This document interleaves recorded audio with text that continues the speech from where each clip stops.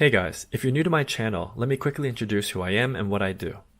I'm a teacher who's been living in China for more than 4 years now. I used to make YouTube videos in my hometown, Toronto, Canada, but stopped in 2013.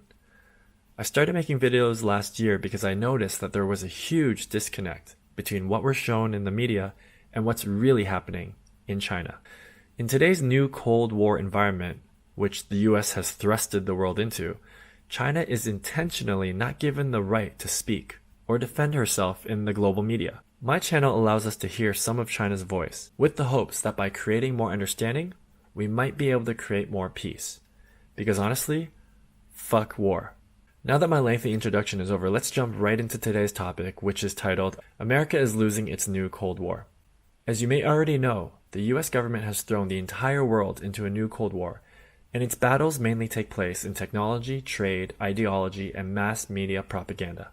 Through dictatorship-like executive presidential orders, Donald Trump has been able to skip all democratic processes and directly pass new laws that attack a large number of Chinese high-tech firms and all those who dare to cooperate with them. Each time he bans a Chinese firm, he claims that they pose a national security threat.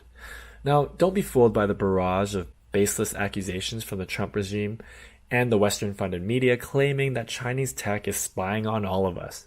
I mean, why would Chinese companies care about our personal information when mainland China is already the largest trading nation on earth without any of our private information? But hey, don't just take my word for it. Go ahead and fact check any of the US government's accusations against Chinese tech and see if you can find any evidence that those companies have security issues.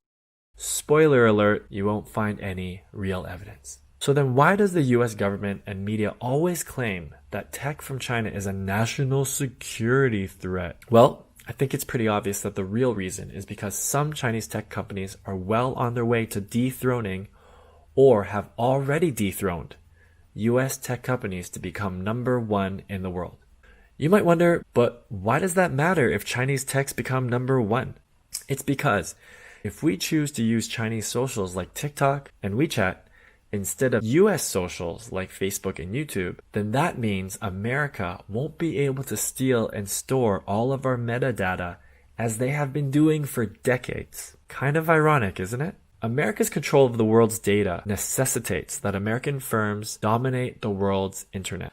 That's why America cannot tolerate TikTok, because TikTok has been the number one most downloaded app in the last 2 years. As a quick side note, TikTok's success goes to show that Chinese developed and managed applications are in very high demand, as I believe they tend to promote healthier forms of media, which many millennials think is cheesy, hence the hate towards TikTok. So getting back to US tech giants, how do we know for a fact that they are really collecting all of our data? That's actually an easy answer thanks to one man, a true global hero, Edward Snowden. The ultra-secret US government mass surveillance program was finally revealed to the public in 2013 when Edward Snowden risked his career, freedom, and life to blow the whistle on it. As an ex-CIA cyber architect, he actually revealed all the details in his book called Permanent Record. His book is perfectly titled because the US intelligence cartel has built a system where all the world's metadata are permanently stored in enormous servers in the deserts of Utah. All the people we've ever messaged, all the locations we've ever visited, all the search queries we've ever made, all the comments we've ever posted are kept for eternity with the purpose of creating a permanent record of your life. You don't believe me? Read his damn book. If the time came when a US government dickbag wanted to find something wrong with you, you can bet your life they'll find something by sifting through your life's digital activities and then matching that activity with some ancient, obscure US law. Hey, it happened to Huawei CFO Meng Wanzhou, so it can happen to you. Now again, this is super ironic because while the Western media and some Falun Gong media baselessly accuse China of a so-called social credit system, which doesn't actually exist, the US is right at this very moment collecting all of your metadata and storing it forever. But hold up, we need to get back to the topic of today's podcast, which is again, America is losing its new Cold War. Now, how can I possibly say that if the US seems to have a perfect control of all the world's data and they've effectively bought, banned, or killed any potential competitors. Currently, all of them from China. Well, that's because at the very heart of this new Cold War is the battle for all of our hearts and minds in regards to, number one, ideological legitimacy. In other words, it's a battle between American capitalism versus Chinese socialism. Number two, the Cold War also centers around political effectiveness. In other words, which government system does the world think works better? America's two-party system or China's one-party system? The stakes are high for the USA as they've been able to dictate the world's terms for quite a long time. The US has been the world's only superpower since it ripped the title away from the United Kingdom after the colonial/capitalist-fueled world wars, which killed over 100 million people, sometimes through genocide. Listen, the US knows that if it allows a peer competitor to exist, then there is a possibility that they could lose in a race with the largest and one of the oldest nations on Earth. So how is America losing this new Cold War? Well, it's actually quite simple. America can basically only assert moral supremacy on the Earth stage by claiming that they are the freest nation on Earth.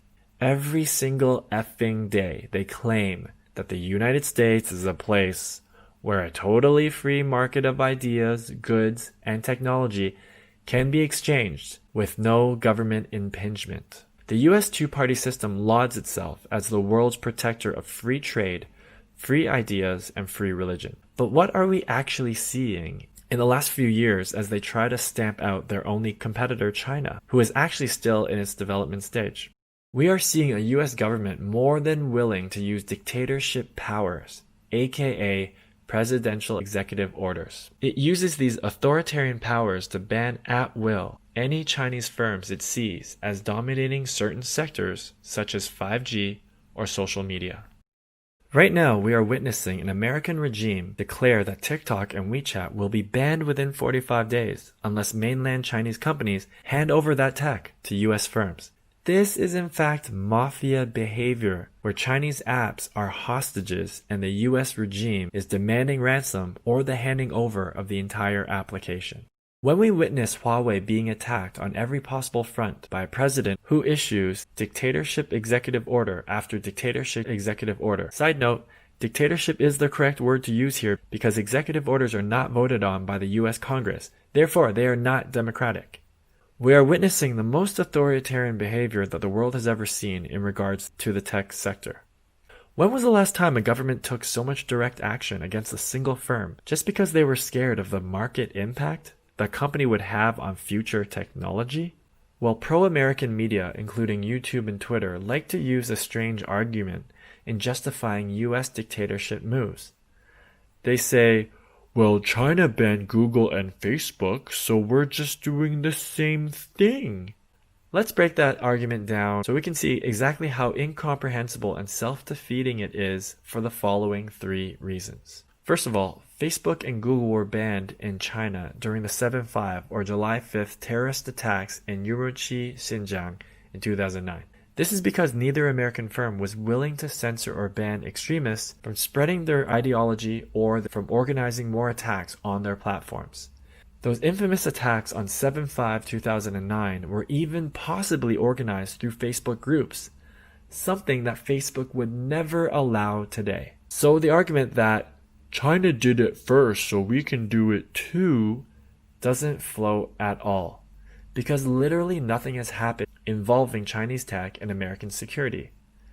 Dear America, you can accuse Huawei and TikTok 24/7 with your billion-dollar media campaigns, but at the end of the day, if nothing bad actually happened with those apps in the real world, then you need to shut the up and calm your shit down. On the other hand, the 7/5 attacks in Xinjiang were real and horrific. Google and Facebook refused China's request to ban violent extremists' use of their platform, so clearly the CPC was justified in banning Facebook and Google. Secondly, if America is comparing itself to China, then it has already lost the new Cold War. As I said earlier, the reason the US claims global leadership above China is because ideologically they claim to be totally free. The US claims that they never allow government to interfere with any exchanges of commerce, ideas, or tech, but as we can clearly see, that is absolutely not the case. The US capitalist government will act immediately against its rivals, i.e. ZTE, Alstom from France, Huawei, TikTok, etc., etc. They will act against them in ways other nations could only dream of. Thirdly, the US government is terrifyingly willing to use its unilateral sanctions to kidnap individuals from all corners of the globe. In their mad frenzy to kill Huawei, the US legal system has somehow entrapped Huawei CFO Meng Wanzhou and locked her down in Vancouver, Canada. China responded to Canada's cooperation with US hostage-taking by arresting 2 Canadian intelligence workers operating in China. Meng Wanzhou is in the process of being extradited to the US to face US law when she is neither a US citizen nor did she commit any crimes on US soil.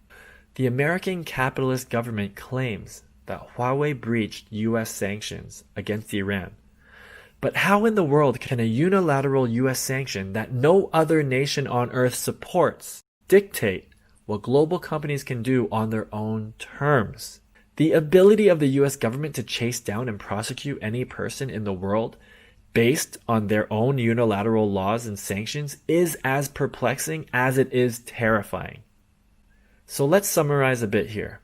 The United States, by undemocratically trying to ban and steal TikTok and Wechat, in trying to economically and through US lawsuits kill Huawei as it already has done with Chinese ZTE, by undemocratically shutting down embassies and banning people from entering the US, by undemocratically ordering media to spread anti-China misinformation on all its platforms and foreign affiliates, by reaching well outside its nation's borders to kidnap executives like Meng Wanzhou, by arresting scientists who have worked on Chinese research, the US is currently showing the world that they are the most fearsome dictatorship on earth. This all means that they instantly lose all the illusion of their moral superiority over its rival China.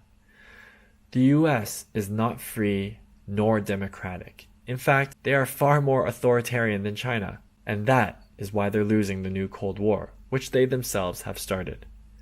In comparison, China looks like a responsible global citizen. Well guys, thanks for staying to the end of my podcast. As you might already know, this project is funded by you guys, so if you think all my effort and work is worth something, please do consider adding fuel to the New Moves project by donating through WeChat Pay. Your funds help to compensate for all the time I spend researching, filming, and editing, and they also go into travel expenses as I continuously go around China, recording things on the ground. I hope you're having a great day. Peace and love.